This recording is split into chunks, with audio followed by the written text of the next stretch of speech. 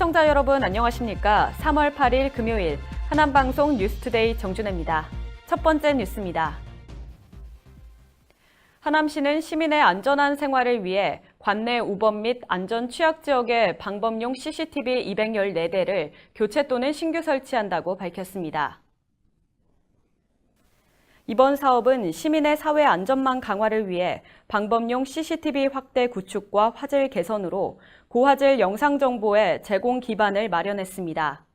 올해 상반기 중 총 8억 2천만 원의 예산을 투입해 25개소에 102대를 신규 설치하고 기존에 설치된 노후 저화질 카메라 112대를 모두 200만 화소의 고화질 카메라로 교체할 계획입니다.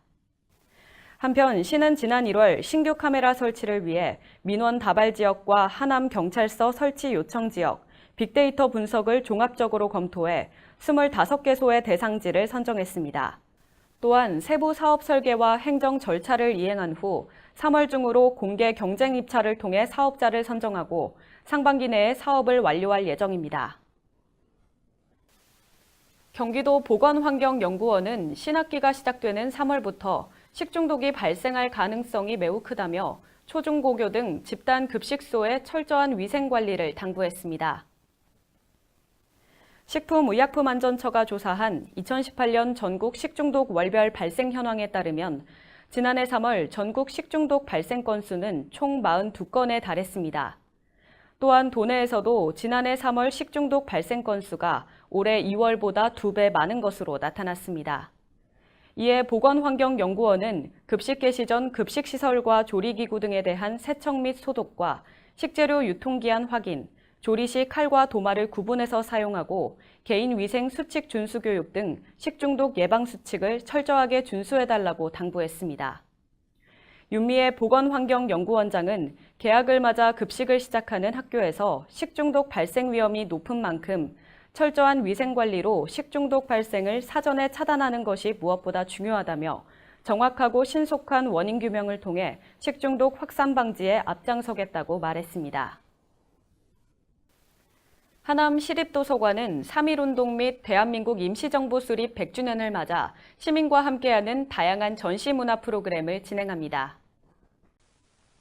하남 시립도서관은 독립운동에 대한 도서를 각 도서관 자료실에 전시하고 독립 만세 포토존과 독립기념 일러스트를 설치해 시민들에게 3.1운동의 정신을 알릴 예정입니다.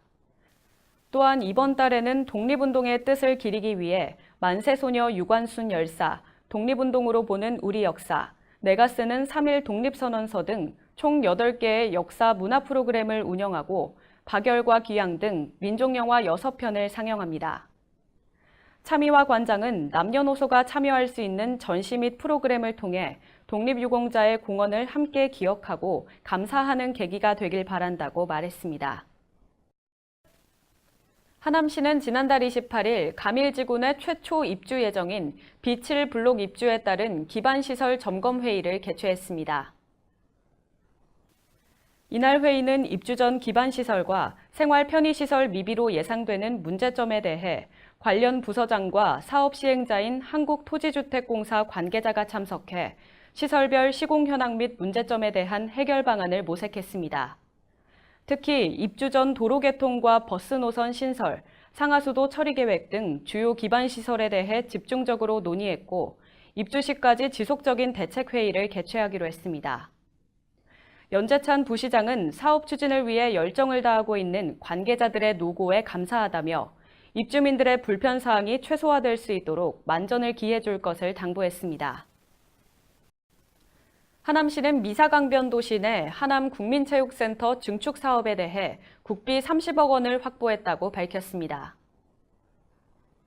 하남시는 지난달 문화체육관광부에 2019년도 생활체육시설 지원사업 공모에 국민체육센터 증축 사업을 생활 밀착형 국민체육센터 분야로 신청했습니다.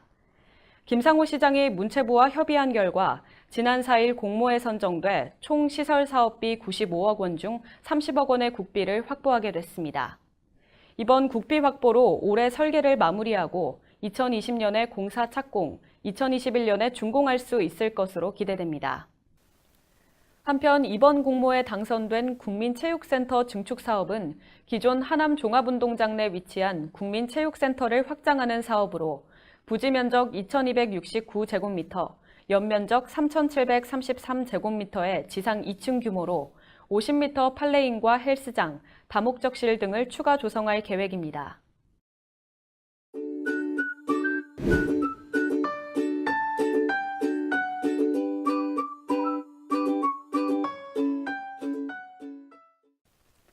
날이 풀리면서 연일 미세먼지가 극성입니다. 미세먼지를 피해서 실내로 약속 잡는 경우가 많을 텐데요. 하지만 실내라고 무조건 안심할 수는 없습니다. 외부 공기의 유입이 많은 지하철이나 또 건물의 출입구 근처에는 미세먼지 수치가 높은 경우가 많아서 각별히 주의하셔야겠습니다. 폐로 침투한 미세먼지는 기관지 점막에 달라붙고 손상시켜서 기관지염을 일으킬 수 있습니다. 또 천식이나 만성 폐쇄성 폐질환 등 호흡기 질환 증상을 악화시키기도 합니다. 한편 세계보건기구에 따르면 실내 공기오염으로 질병이 발생해 조기에 사망하는 환자는 약 380만 명에 달한다고 하는데요. 이 중 약 55%가 폐렴과 폐암, 천식 등 호흡기 질환인 것으로 나타났습니다. 이렇게 무서운 미세먼지, 과연 어떻게 예방해야 할까요? 먼저 코리아 필터의 약자인 KF 인증을 받은 미세먼지용 방진 마스크를 써야 합니다. 대중교통 이용 시에도 마스크를 착용하시는 것이 좋겠습니다. 또 실내에서는 내부 공기를 관리하기 위해 주기적으로 환기시켜주거나 또 공기청정기를 이용하는 것도 한 방법이 될 수 있겠습니다. 지금까지 하남 라이프였습니다.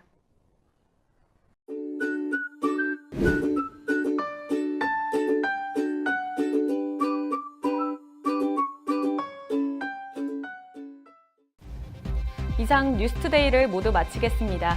시청해주신 여러분 고맙습니다.